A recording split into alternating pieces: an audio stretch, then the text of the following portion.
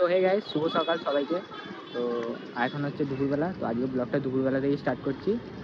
আর আমি বাইকতে খুব লেট হয়ে গেছিলো বলে তাই আর ওখান থেকে স্টার্ট করতে পারিনি বাড়ি থেকে। তো এখান থেকে স্টেশন থেকেই ব্লগটা কন্টিনিউ করছি। তো চলো কিছু সিনেমেটিক শট নিয়ে ব্লগটা শুরু করা যাক।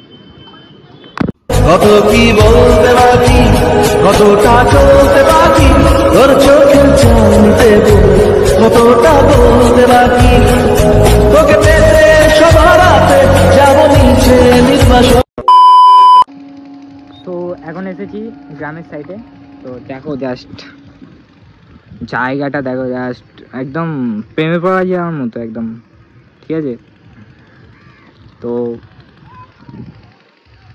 এরকম একটা গ্রামের সাইডে বাড়ি হলে আর কি চাই, তাই তো ভাই? গ্রামের সাইডে একটা বাড়ি হলে কেমন চাই, আর কি চাই ভাই? আমরা যারা হাল টাউনের দিকে থাকি তারা এটাই চায়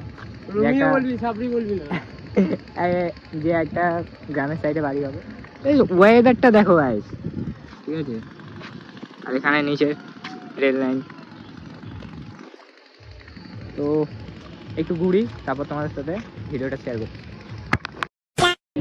তো গাইস এখন যাবো এদিকে। তো দেখতে পাচ্ছ ওয়েদারটা পুরো একদম কি, এখান দিয়ে দেখো ট্রেন যাচ্ছে, জায়গাটা আলাদাই ফিলিং ভাই বল। এই একটা ভাই, একটা ভাই, একটা ভাই, সবার সাথে এটা কি কার বাচ্চা এটা? ঠিক আছে, চলো চলো একবার নেমে ট্রেন থেকে শ্রীরামপুরে দেখা হচ্ছে। তো গাইস এখন পৌঁছালাম শ্রীরামপুর স্টেশনে। তো যাবো এবার বাড়ি। কি করলো এটা? তো বাড়ি গিয়ে দেখা হচ্ছে।